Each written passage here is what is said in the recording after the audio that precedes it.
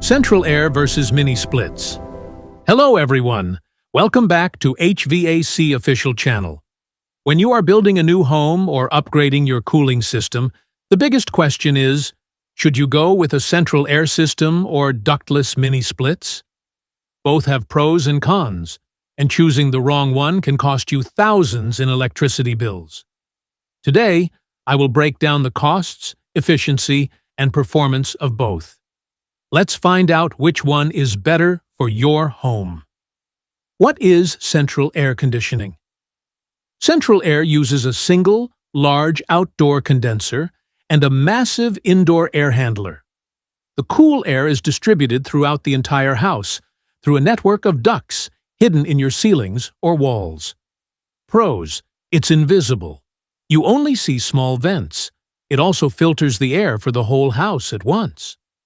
Cons: if the ducts are not sealed properly, you lose 20 to 30% of your cooling. Also, you can't turn off the cooling in just one room. The whole house stays at the same temperature.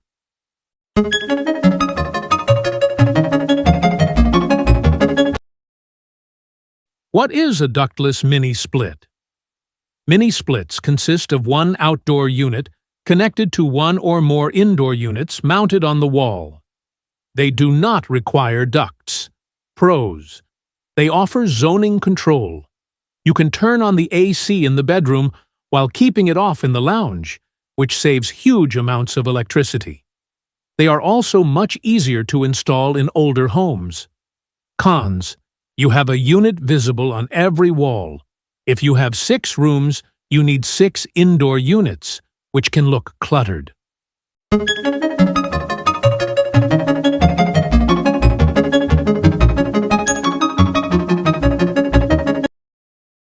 Which one should you choose?